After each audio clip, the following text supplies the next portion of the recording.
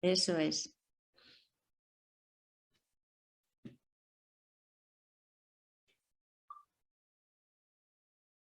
Y comenzamos.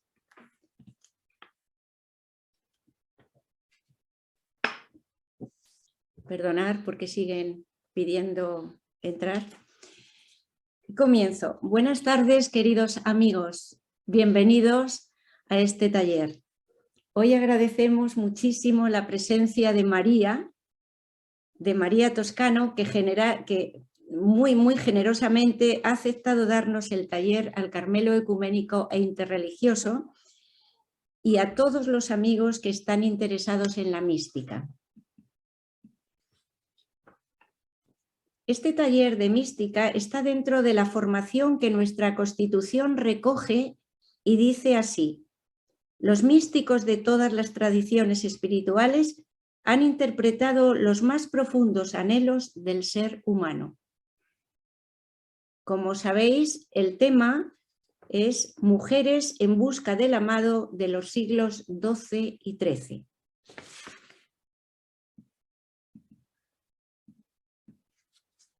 María Toscano transmite la experiencia directa de alguien que ha sabido transitar la espiritualidad. Ojalá. Ha sido catedrática de filosofía en el Instituto Isabel la Católica y profesora de filosofía en los cursos de teología para posgraduados de la Universidad de Comillas. Ha pronunciado numerosas conferencias y publicado múltiples artículos en revistas españolas y extranjeras sobre los temas de mística y filosofía. Es autora y coautora de varios libros como por ejemplo Mujeres en busca del amado, 14 siglos de místicas cristianas, otro que decimos, ¿qué decimos cuando decimos Dios? Iniciación a la iniciación, en los que abarcan las siguientes temáticas: espiritualidad, judaísmo, crecimiento espiritual, filosofía occidental, filosofía y cultura y cábala. Ahora vamos a escuchar a María Toscano. A continuación, ahora la vamos a escuchar. Después de que ella termine de dar la charla, vamos a tener un tiempo para compartir resonancias y que haya un tiempo de diálogo, de preguntas, y acabaremos con una meditación más o menos de 15 minutos que será guiada por María. Así que os dejo con ella.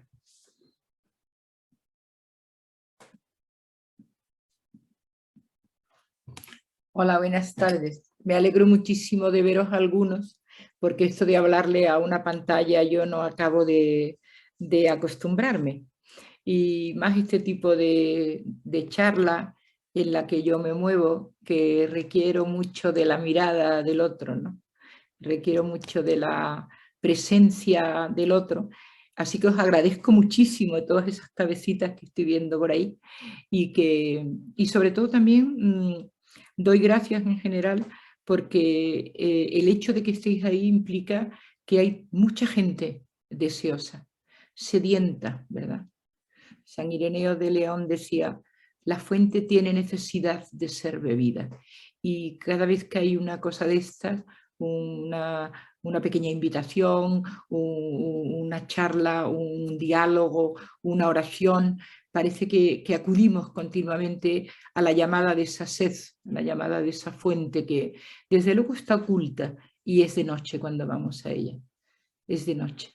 No nos olvidemos que la vida espiritual encierra una parte de búsqueda, desde luego una parte gozosa del encuentro, pero casi siempre que se busca es de noche. Por lo tanto, se necesita de nuestra persistencia y de nuestra búsqueda, sin duda, ¿no? Yo voy a hablar hoy de un tema que a Germán y a mí nos encantaba y que apareció en nuestra vida casi sin saberlo. Un gran amigo nuestro que ha fallecido este invierno pasado, con muchos años, 94, se presentó un día en nuestra casa con un librito que se llamaba Cartas, de Hadevich de Amberes. Nos quedamos fascinados con las cartas, de eso hace como 30 años así, de aquella mujer que nunca habíamos oído hablar de ella que no sabíamos nada, no había apenas nada publicado en España. Y entonces Germán y yo nos dedicamos a investigar, porque la búsqueda nuestra fue siempre una búsqueda de intento de conexión con todos aquellos que nos han precedido en el camino. Y nos han precedido en el camino personas, hombres y mujeres de una estatura espiritual gigante y atractivos. Y es una pena no adentrarse en ese pasado de la mística lleno de vida. Y como la mística es una cosa viva y lo que transmite es un fluir de la vida divina, uno siempre está a tiempo de entrar en ese arroyo de la vida, porque uno cuando lee a los padres o lee a las madres del desierto o lee a las beguinas, no está hablando con el pasado, está hablando con un río que fluye, se está metiendo en los pies con un agua viva, y eso se nota mucho cuando el místico es de verdad un místico.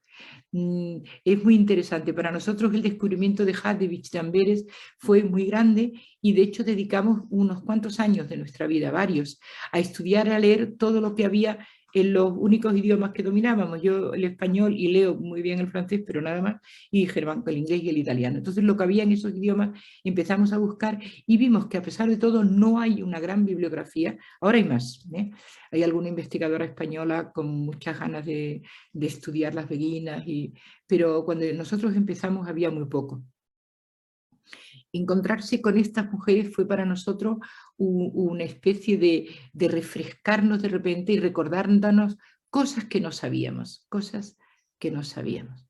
¿Quiénes eran y qué es lo que decían estas mujeres?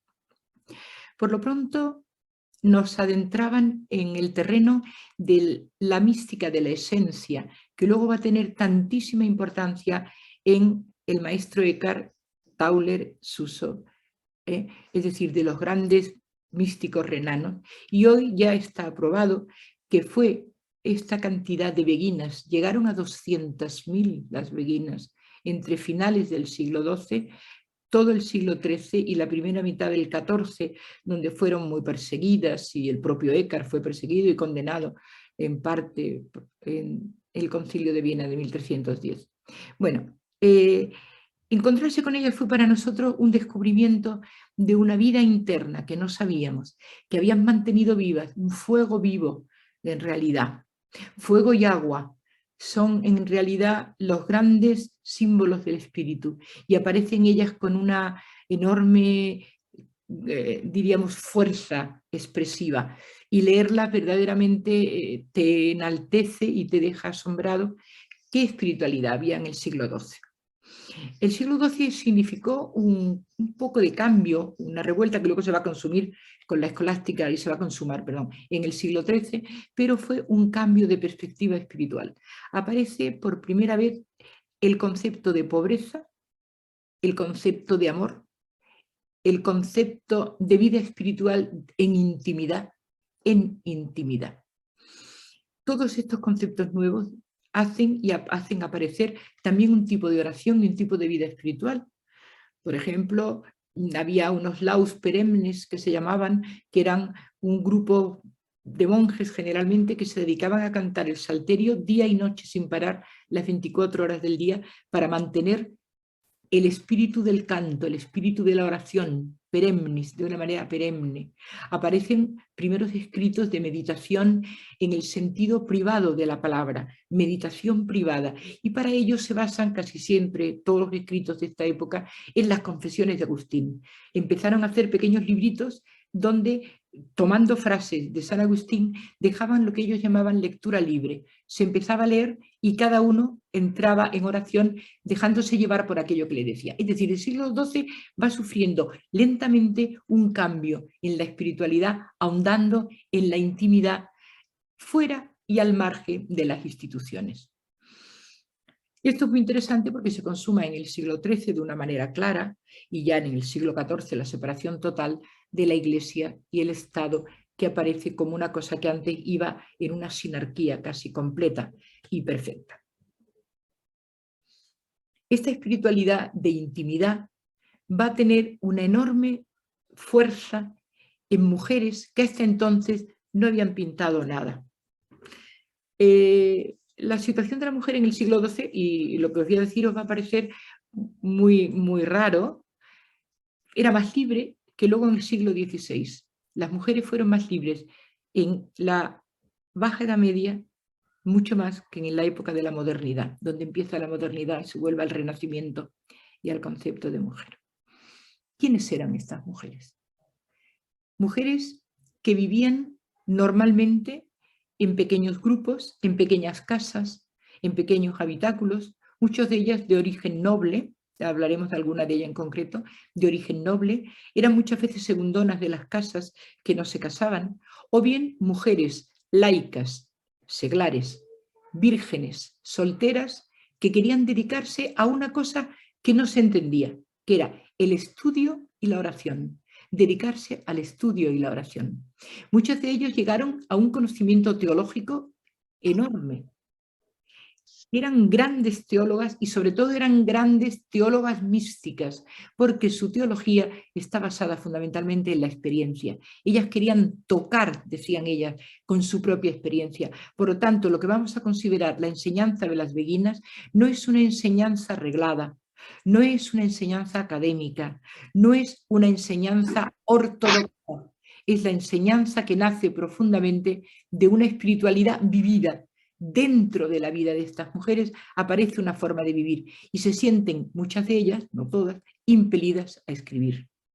Lo que pasa es que escribir era una tarea compleja, porque era escribir acerca de lo indecible, hablar de lo que no se puede hablar, explicar de lo inefable, hablar de la acción del espíritu en el alma. Y además una mujer, y además en lengua vernácula. Ese fue el gran avance. Ellas empezaron a escribir en francés y en flamenco, en neerlandés. ¿Por qué? Porque era la lengua que usaban. Y entonces, en vez de usar solo el latín, que era la lengua de los clérigos y la lengua oficial de la Iglesia, empezaron a escribir en su propia lengua.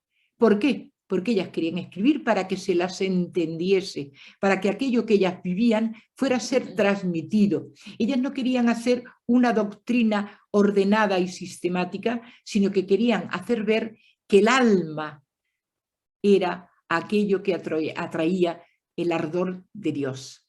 Tanto es así que Matilde de Magdeburgo va a llegar a decir que el ardor del deseo divino se apacigua en el arroyo del alma humana. El alma humana es un arroyo, es femenino siempre el alma y es la que atrae. Por eso es doble mística femenina, no solo porque ellas eran mujeres, sino porque es una mística de carácter receptivo. La receptividad, el magnetismo, es lo que significa lo femenino en el universo. Lo femenino y lo masculino están profundamente unidos en el universo y van en paralelo y son absolutamente necesarios. ¿Qué ha sido el problema, sobre todo, de las lenguas y sobre todo de las religiones abrahámicas? Que le ha dado una enorme importancia a la parte patriarcal de la, no ya solo de la religiosidad, sino de la mística. Eran los hombres los que escribían, los que dominaban el latín, los que dominaban la ortodoxia y sobre todo los que ostentaban la autoridad. Y de repente aparecen grupos de mujeres sabias. Es una sabiduría distinta, porque es la sabiduría que nace del contacto de la experiencia. Es un sapere, es un saborear la experiencia desde la profundidad del corazón en contacto con la escritura. Muchas de ellas fueron muy versadas en la escritura. Eran verdaderas comentaristas de la escritura. Ellas se basaban en la escritura. Eran una forma de vivir de manera radical el Evangelio, como va a hacer Francisco de Asís. Aparecen en este siglo las órdenes mendicantes para oponer la dama pobreza al lujo, al dispendio, al ostento, a la ostentación de la Iglesia, que era verdaderamente una cosa casi nauseabunda, iba a decir. El proceso de la Iglesia a finales de la Edad Media, con su riqueza, en medio de aquella miseria, era tan espantosa que aparecen las órdenes mendicantes y ellas mismas se convirtieron, las beguinas, en mendicantes y peregrinas para ir de un lado a otro pidiendo con su escudilla. tengo que decir que este tipo de forma de espiritualidad se da en muchísimas religiones. Desde luego en las religiones de Oriente hay que pasar una temporada pidiendo con una escudilla vacía, y tienes que comer lo que te dan y acostumbrarte a vivir en la nada. Ellos lo hicieron en el siglo XII, recorrían Europa, pero estas mujeres además tenían una profundidad teológica muy grande. Por eso los hombres la temían, por eso los clérigos la temían, porque si hubieran sido unas pobres desgraciadas, miserables, de piedad, de pura piedad, no les hubieran tenido miedo. Pero estas mujeres eran mujeres profundamente formadas, eran mujeres que vivían una experiencia en hondura, en profundidad, y hablaban de lo que les había ocurrido, y hablaban de la presencia del amado, de la presencia de esa realidad última, y se basaban en un concepto muy antiguo, que es neoplatónico, pero que está en la base de mucha de la espiritualidad de las religiones abrahámicas, también está en la Cábala y también está en el sufismo, que es la idea del exitus reditus, del prodos y epístrofe. Provenimos de Dios, emanamos de Dios, salimos de Dios, pero en realidad volvemos a la fuente. Nuestra misión, nuestra vida, el sentido de nuestra búsqueda es siempre el reditus, la vuelta a la fuente. ¿Y qué es la fuente? No solo es Dios, no solo buscamos la esencia de Dios, sino que buscamos nuestra imagen en la esencia de Dios, en lo que llamaba Raymond Paniker la imagen preeterna. Todos nosotros hemos estado en Dios. Matilde de Magdeburgo le llama Dios en Dios. Y nosotros tenemos que al final del camino, después de un camino, de este camino de exsalida, exitus, y de vuelta, reditus, a llegar a esa estancia de la divinidad donde ya se nos espera a nosotros. Esa imagen que está en las entrañas dibujada, que dirá Teresa, y a esa llaga de amor de la que hace alusión Juan de la Cruz. Hablan todos de lo mismo, hablan de una imagen preeterna en la que estamos contenidos desde la eternidad. Si Dios nos pensó de alguna manera, estamos contenidos en esa imagen. La vida humana consiste en recuperar la imagen a través de la semejanza. Tenemos que llegar a esa imagen de la divinidad. Por eso esto se llama mística de la esencia, porque es la esencia del ser humano entendida como algo increado, la parte increada que luego va a llamar un siglo casi más tarde o medio siglo más tarde el maestro Eckhart. Hay en nosotros una parte increada que pertenece a la preeternidad, que nos está llamando. Es la sed que nos mueve, es la búsqueda de esa identidad donde solo Él está. Los sufíes dicen muchas veces, si Él y yo estamos, es que Él era previamente a mí y yo debo desaparecer para que Él sea. Solo si yo desaparezco, Él es, en definitiva. Solamente. Este tipo de espiritualidad, de esta profundidad, nunca se había formulado en Europa. Y fueron estas mujeres. Lo que pasa es que esta mística de la esencia, esta mística del ser que hay que recuperar, el ser divino que ya habita en nosotros desde siempre y recuperamos, lo hace a través del amor. Por eso es una mezcla de mística nupcial y de mística de la esencia. La mística nupcial es llevada por el eros, la atracción inconcebible, enorme, de un amor inalcanzable. Esto se llama expectasis, y el primero que habla de la expectasis es Gregorio de Nisa en la subida al monte Moisés, la vida de Moisés en la subida al Sinaí. ¿Por qué?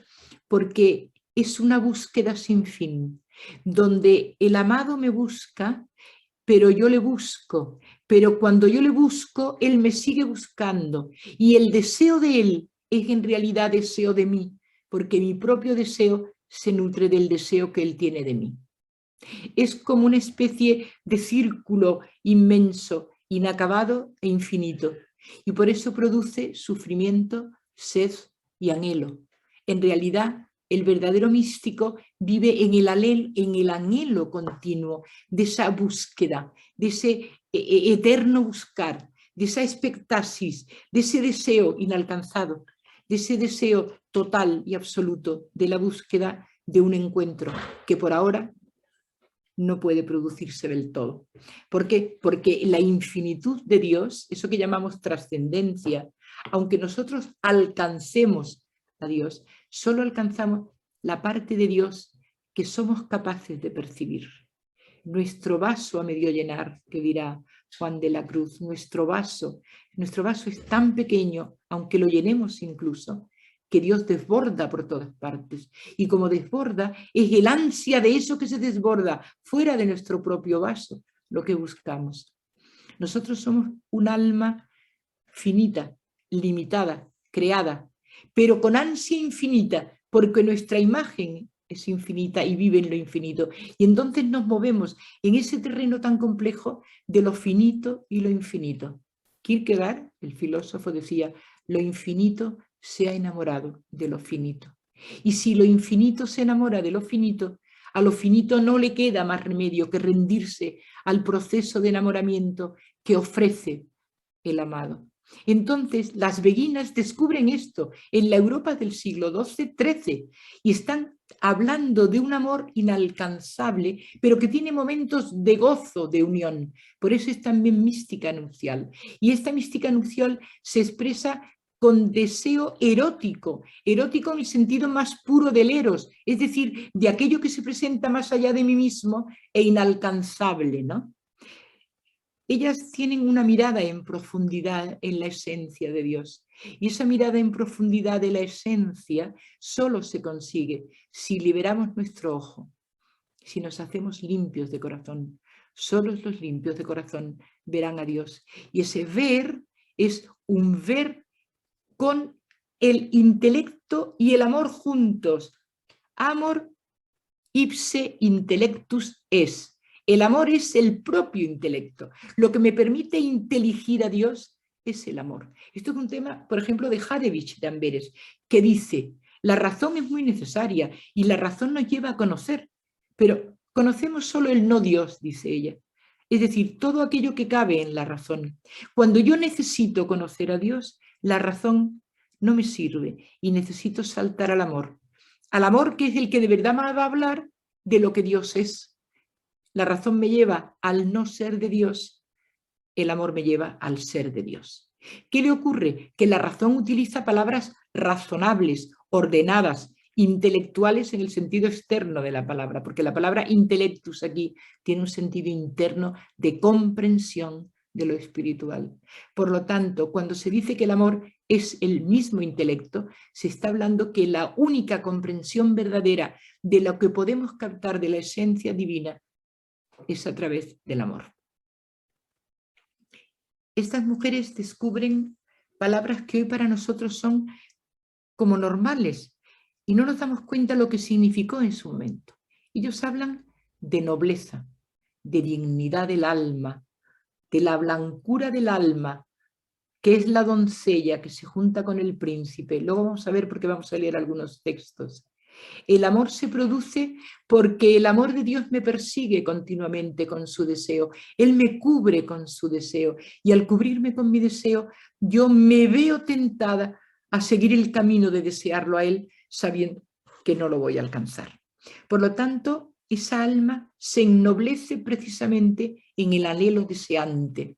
El alma se ennoblece cuando desea aquello a lo que ha sido invitada. Ha sido invitada. Por lo tanto, amor es un tipo de sabiduría, un tipo de forma de percibir la divinidad, de ahondar en el interior de la divinidad y de ahondar más allá de uno mismo. Y eso es lo que llamamos trascendencia. La trascendencia de Dios no es porque sea muy grande. Hay un tipo de teología necesaria, pero que es la teología ordenada que está en casi todas las religiones, desde luego en las religiones abrahámicas, que es la teología, la razón acerca de Dios, dar razón de Dios, la teodicea, es decir, todo aquello que explica quién es Dios, qué es Dios. ¿Es necesario? Bueno, pero ninguna de esas cosas induce a eso que llamamos al amor profundo, que es en realidad la fe. La fe no es la aceptación de una serie de creencias ciegas que me hacen aprenderme como un catecismo y que yo repito como un loro. La fe verdadera consiste en que al amar se me descubre la profundidad de aquello que amo y al amarlo se me descubre con una fuerza casi cegadora una realidad que de otra forma no soy capaz de percibir. Mi razón no es capaz de explicarme esto. La razón no llega a explicarme esto. Por eso muchas de ellas defendían el éxtasis.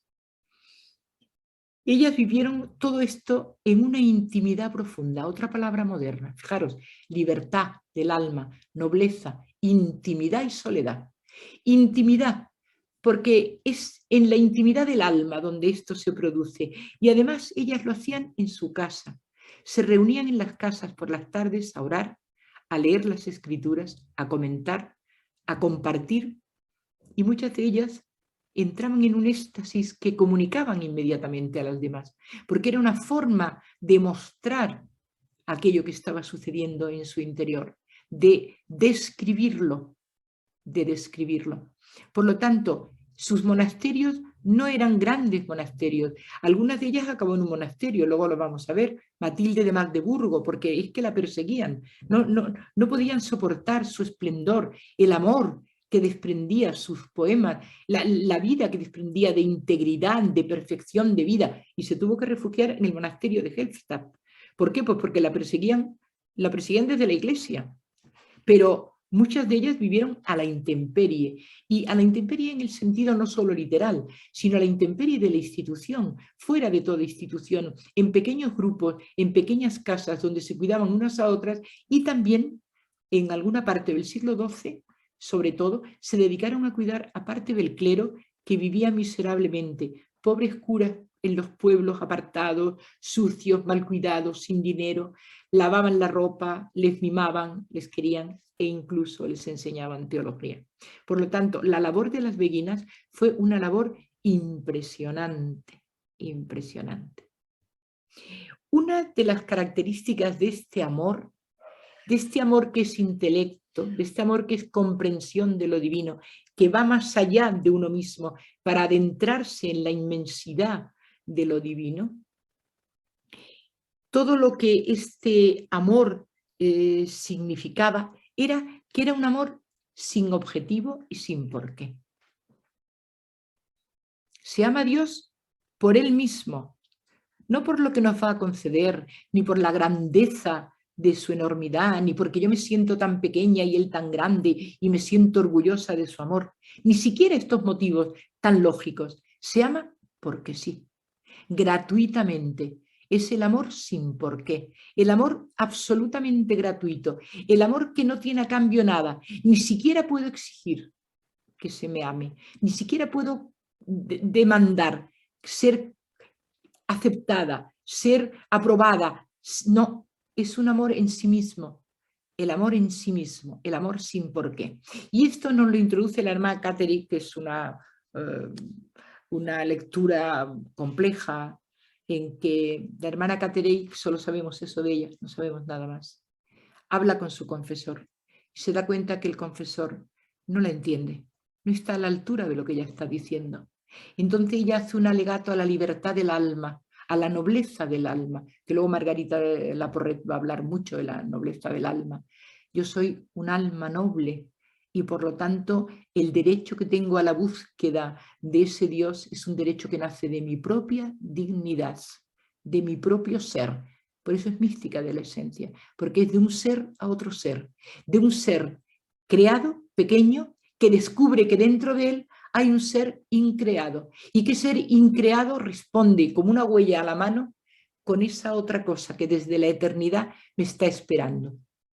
Ponerse en marcha el camino de estas mujeres es la acción del Espíritu Santo. A través de la acción del Espíritu Santo, estas mujeres pusieron en marcha un movimiento tremendo. Fueron perseguidas porque en esa misma época, justo en el momento finales del 12, principios del 13, aparecen herejías como la de los bogomilos que se da en Centro Europa y en la Europa oriental, que se trasladaron a Europa occidental a través de los begardos y a través de los hermanos del Libre Espíritu, que decían muchas cosas que son verdaderas, pero cayeron en exageraciones terribles. Por ejemplo, el ejemplo de los bogomilos fue siempre el excesivo deseo de limpieza que les hizo caer en unas aberraciones terribles. Consideraban el matrimonio una cosa nefasta y una cosa terrible, todo era horrible, no se podía tocar, no se podía vivir, vivían en pecado continuamente, había que esperar al instante último de la muerte para poder recibir en ese momento la consagración de que estabas limpio y libre. Es decir, cayeron en unas exageraciones terribles. ¿Qué ocurre? Que cuando aparecen estas mujeres hablando de dignidad, de libertad del alma, de la búsqueda del amado y de la búsqueda con esa libertad de encontrar que el amor era la forma de inteligir a Dios. Fijaros qué bonito es esto, es que es impresionante. La forma de inteligir a Dios, la forma de captarlo, de entenderlo, no es más que el amor. Y no un amor del sentimiento, sino un amor de la presencia continuada de aquel que es mi modelo de mí misma. Esto es importante. No se trata solo de un sentimiento amoroso, sino de la profundidad del enamoramiento, del compromiso, que uno queda enganchado en ese amor. Entonces era lógico que se confundieran con estas muchas otras pequeñas cosas, los vegados, los hermanos de Libre, porque decían cosas comunes, pero claro, sin caer en exageraciones, esos disparates. Voy a leer, porque tengo unos textos maravillosos, no me resisto a leerlos, y me gustaría ir comentándolos a medida que los leo para aclararlos. Primero voy a leer dos defensas muy sorprendentes de estas mujeres, porque hubo hombres que las defendieron, ¿eh? Siempre hay hombres fantásticos en todas partes, menos mal, fantásticos.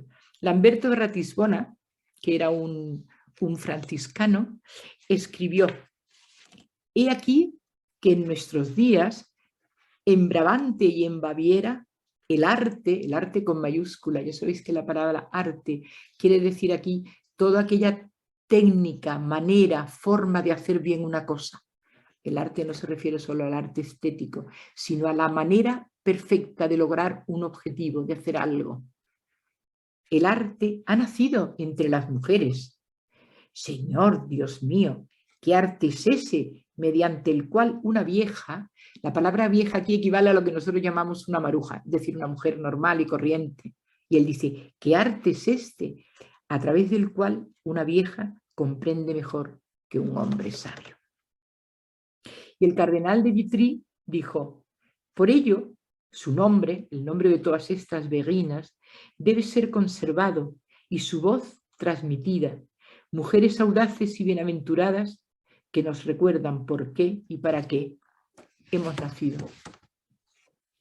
Y hay una cosa muy bonita que dice también Don Perión, otra persona que se dedica a hablar de las beguinas de forma general, decía, la orientación interior, el impulso que empuja al alma a ir más allá de sí misma, es lo que hace perderse en la simplicidad del ser divino, que hunde en la mirada en la esencia divina, atestiguando así que es visible, es decir, que la esencia se ve.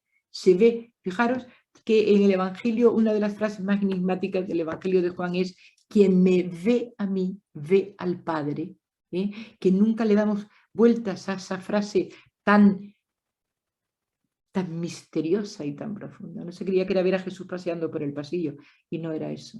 Ve, el que ve, pues el que ve a la esencia divina, porque hunden en ella su mirada, atestiguando así que es visible, es decir, que se puede ver, si se encuentra su desnudez original.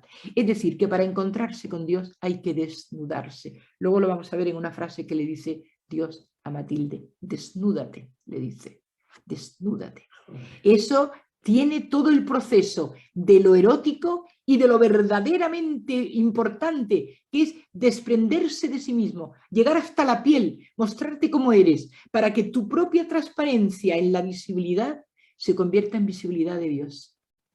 Y él decía además de eso, entraban y tenían éxtasis y visiones, deleite espiritual, risas, batir de palmas, vueltas y danza, alegría irresistible. Esto es lo que dicen tres hombres acerca de estas mujeres maravillosas, que verdaderamente eran mujeres muy, muy, muy fuera de lo común, y que a mí lo que me sorprendió cuando me enfrenté a ellas y me puse a estudiarlas y a leerlas, aparte de lo que muchísimo que disfruté, es su manera de expresar con tanta libertad, con no tener que tener el nihilostat, el no tener que buscar que otro te le diera su placer, no tener que buscar la aprobación de la jerarquía. ¿Por qué? Porque aquí la jerarquía es una jerarquía interior. Es la jerarquía de aquel que ha subido por el camino. Es aquel que ha subido por el Sinaí y solo ve a Dios de espaldas. Es aquel que busca la zarza ardiente, pero que tiene que desnudarse, quitarse los zapatos antes de llegar a la zarza. Por eso toda esta búsqueda es una búsqueda tan única, tan perfecta, tan desnuda, que les permite hablar con esa libertad. Bueno, a Margarita de la Porret le costó la vida. La quemaron. Matilde la Grande es una de las figuras impresionantes de estas mujeres que de familia noble, aunque ella se dice a sí misma que no es, por ejemplo, como la familia de Hadevich, que sabemos que eran grandes nobles, ¿no? Podían ser señores que ella tiene una revelación, ella tiene un encuentro con la divinidad muy jovencita y de repente decide salir, vivir fuera de lo que eran los castillos de entonces, que eran pequeños poblados, donde la muralla te protegía del exterior, vivías dentro de unas costumbres, de una norma, de unos cantos, de unas... No, esta niña a los 19 años, va a cumplir 20, se va a Magdeburgo, a la ciudad, al desierto.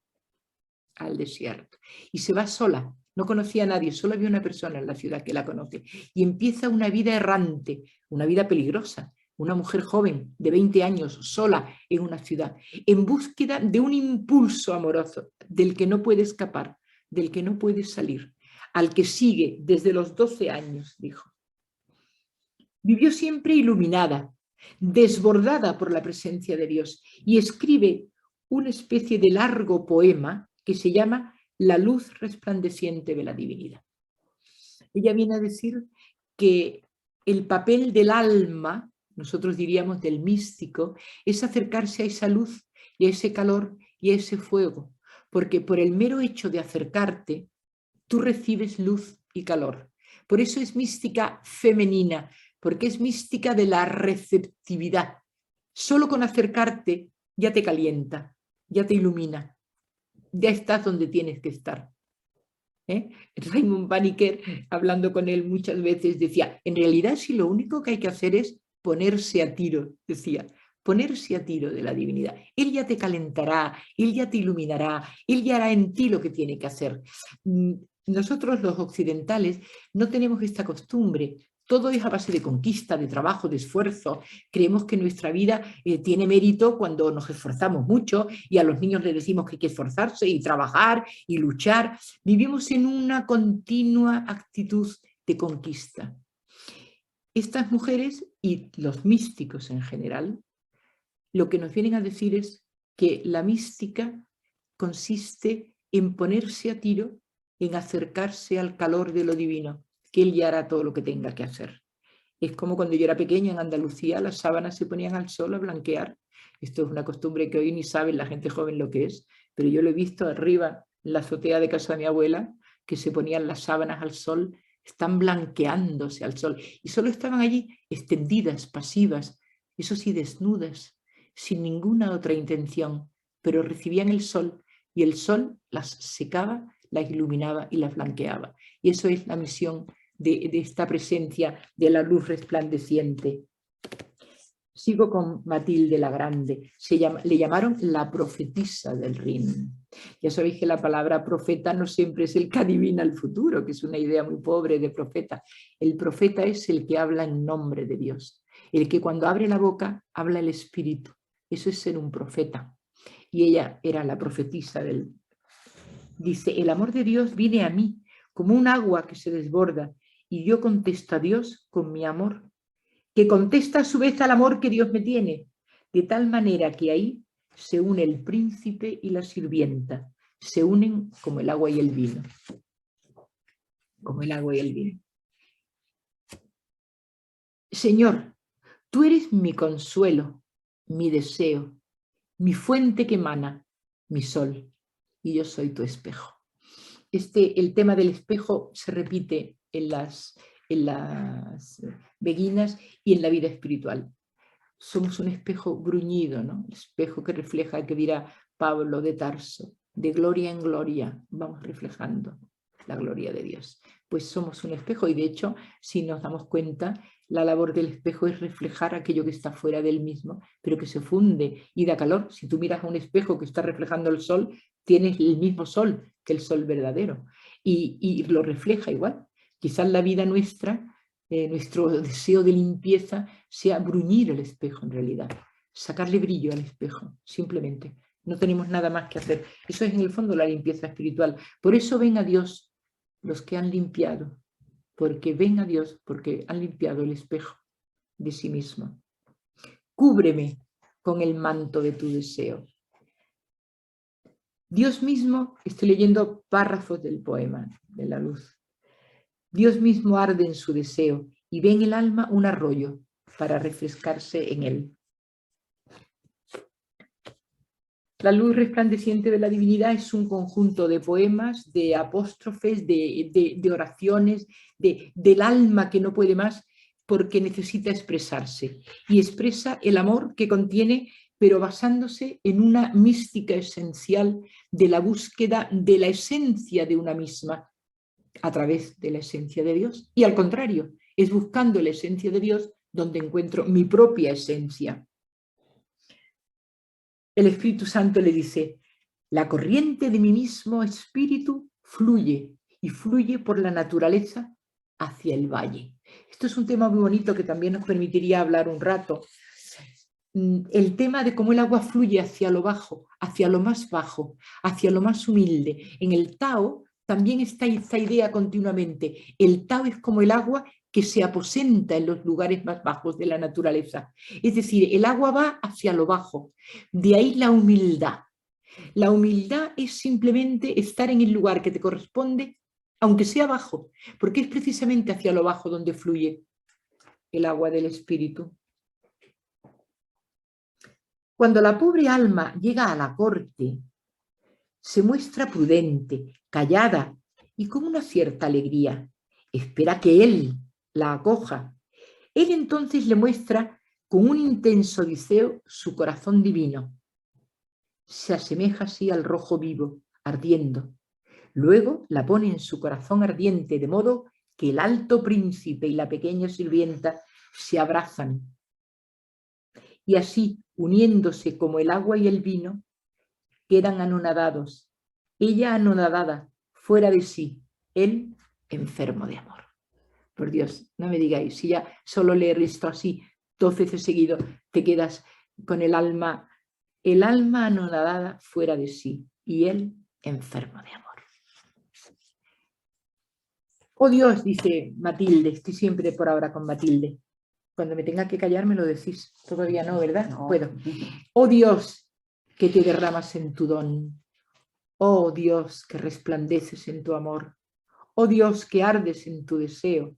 Oh Dios, que te fundes en unión con la amada.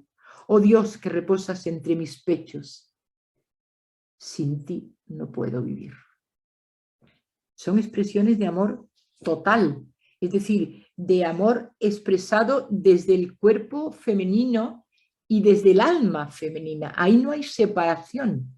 Esa separación que nos gusta tanto a los occidentales y sobre todo desde Descartes, de separar el alma y el cuerpo, el espíritu y la materia, como si fueran dos cosas que se oponen, nada más lejos de la verdad. El espíritu no se opone a la materia, ni el cuerpo al alma. El alma es un alma encarnada en un cuerpo físico y el cuerpo es un ser animado en un alma vital. Somos una realidad compleja y estos místicos lo viven desde dentro, no hacen separación. Pero nosotros, claro, somos productos del 17 y luego de todo el materialismo del 19 y la separación del alma y el cuerpo, lo decimos como si supiéramos lo que estamos diciendo. Cuando hablamos de la separación del alma y el cuerpo, como si eso fuera una cosa tan evidente.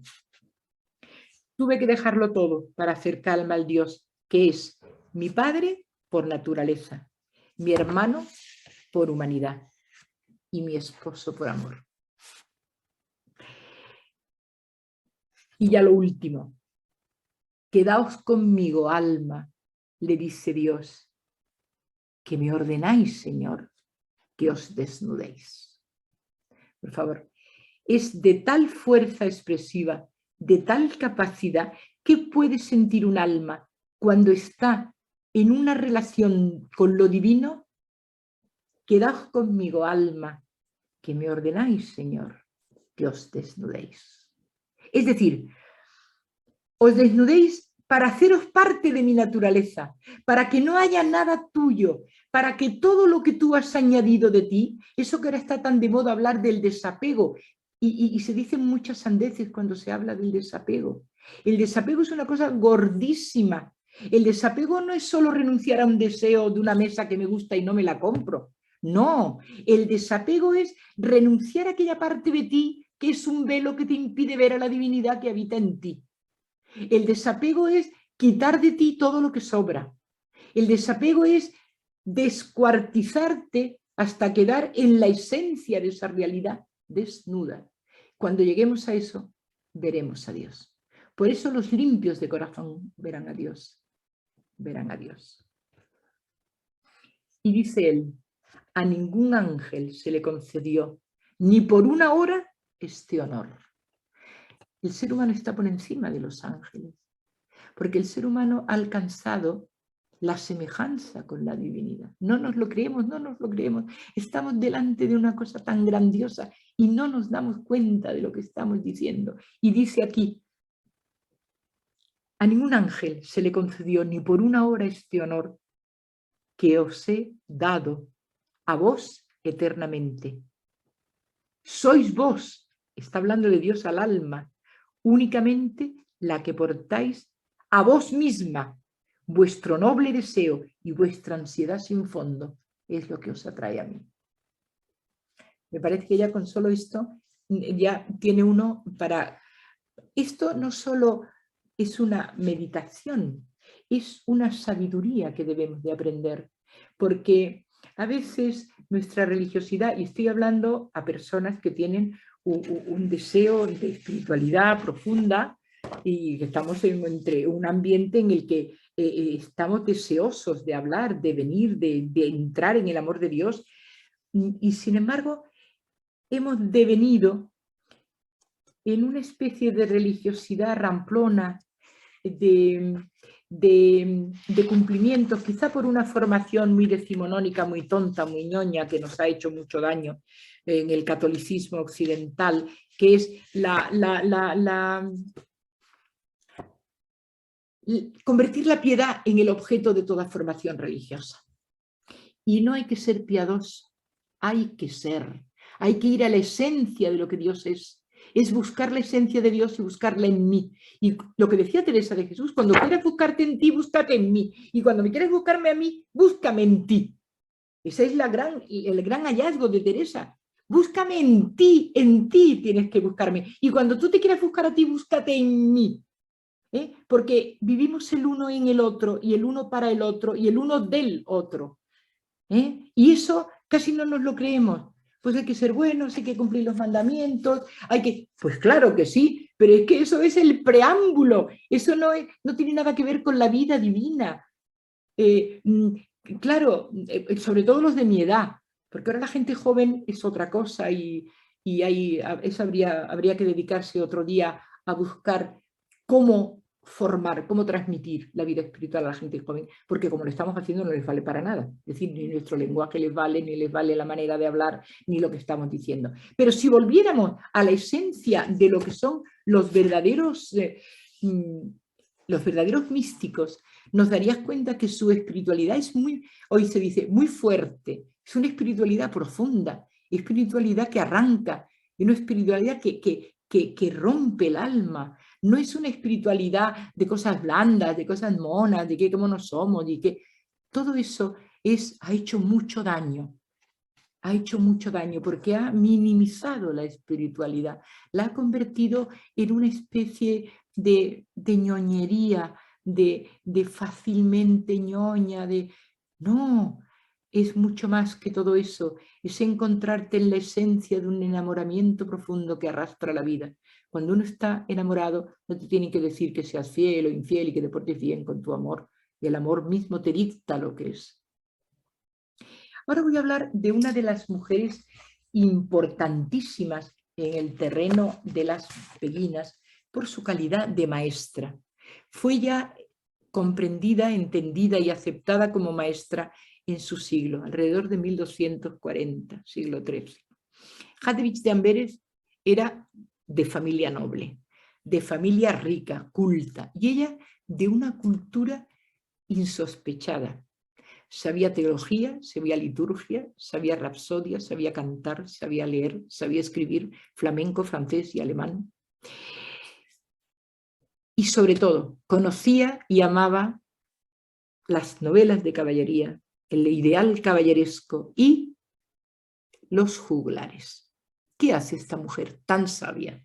Une a su necesidad de espíritu interno, de la visita del espíritu, que ella vive como una visita real, y le da forma de poesía juglaresca, convirtiendo toda la relación con el amado en la relación del caballero y la dama.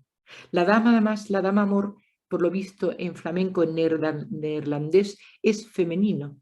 Entonces, la dama conforma el amor del caballero. Esto es muy importante. ¿Qué quiere decir conformar? Conformar significa tomar la forma, coger la forma, darle la forma. Es la atracción de la dama inalcanzable lo que conforma el amor del caballero. Y todo lo que hace el caballero por la dama es una búsqueda incesante. Es la demanda es la demanda del grial, es la demanda del alma, es la demanda de la eternidad. Es la demanda que lleva al hombre a conformar su búsqueda en función de lo que la dama amor exige, pide, ordena. Por lo tanto, ella, Hadvig, lo que hace es que culmina sus poemas, escribe cartas fundamentalmente, pero cartas rimadas, cartas en forma poemática y luego un poemario enorme de amor juglar, de amor cortés, el amor que llega al caballero en la búsqueda de la dama como algo inalcanzable, pero que es lo que conforma y da modela a la vida de él, modela su vida. Nosotros somos las dos cosas. Nosotros somos la dama y el caballero. Nosotros tenemos el alma, que es nuestra vida espiritual intacta, impoluta, limpia, que está en el fondo, y somos el caballero que intenta bruñir el espejo y el caballero que intenta ir por el camino e iniciar la demanda del grial continuamente. De Hadvig es muy bonito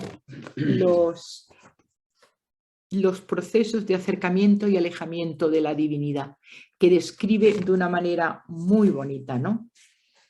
Dice ella, del amante, del amado, tan pronto ardiente, tan pronto frío, ahora tímido y audaz hace un instante. Numerosos son los caprichos del amor. Tan pronto gentil, tan pronto terrible, cercado ahora y lejano hace un instante. Tan pronto ligero, tan pronto pesado, sombrío ahora y claro hace un instante. Si queréis tener todo lo que está en vosotros, daos a Dios y convertíos en Él. Esto es la carta 11, donde ella habla de este amor inaudito. Le llama, la conducta del amor es inaudita, ¿no? Como quien conoce su atracción sabe que tocar el amor es no hallar reposo nunca, ¿no? Puedes saborear horas innombrables, dice Hadvig, pero nunca se sabe, porque el amor de Dios igual te coge, te abandona, te toma, te deja, y esos son los caprichos del amor que uno tiene que aprender a soportar si quiere llegar, ¿no? El amor de Dios es algo que no podemos comprender, y ella dice, su abismo más profundo, porque Dios, fijaros, es descrito como abismo por muchos místicos, entre ellos por Jacques Bem, por ejemplo, ¿no? Jacques Bem. Su abismo más profundo es su forma más alta, y su silencio más profundo es su canto más alto.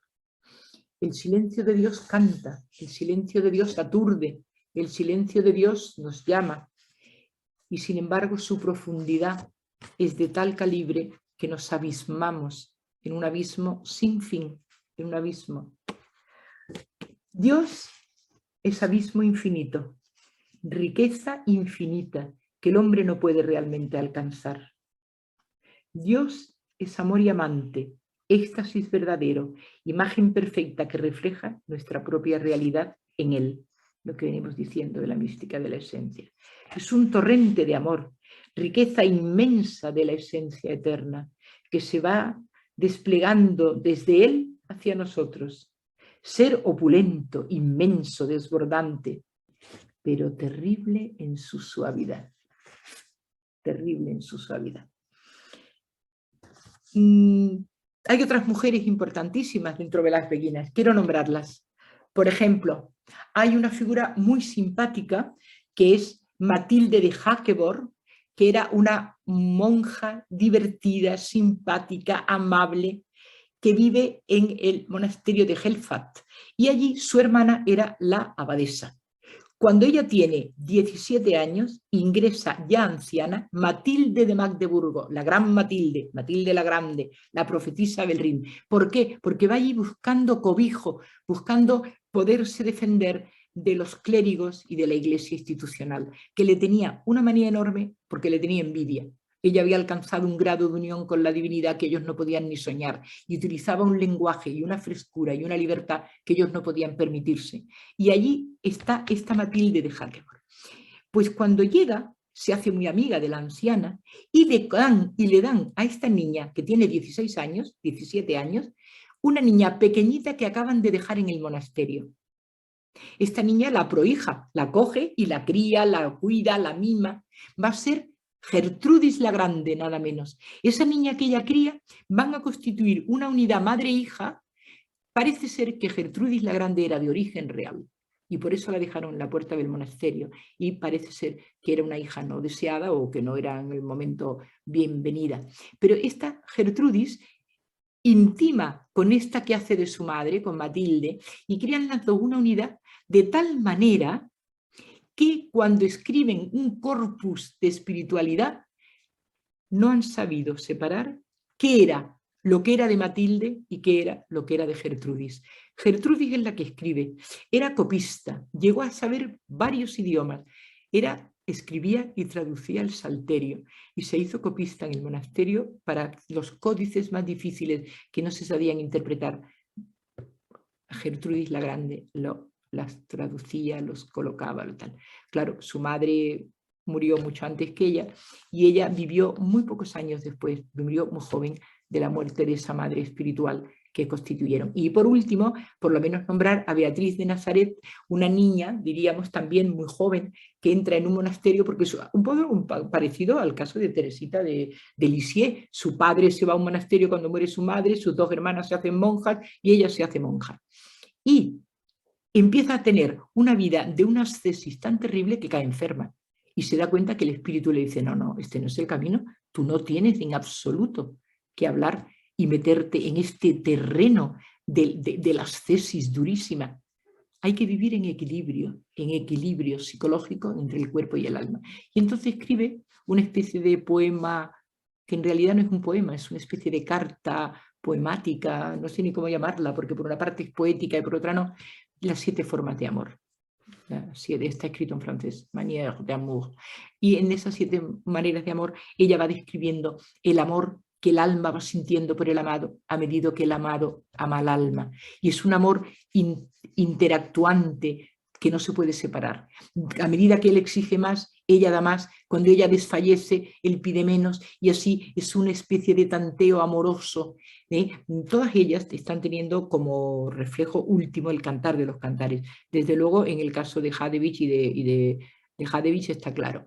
Y ella habla de ese amor que se da y se quita, se pone y se toma, porque el amor de Dios nunca es igual, porque el alma necesita cosas muy distintas. Y aún dentro de la oscuridad, el amor de Dios es perenne, aunque uno no lo vea. Y ella describe esos momentos de oscuridad, ese momento de sufrimiento, ese momento de oclusión, como parte fundamental para la madurez del alma.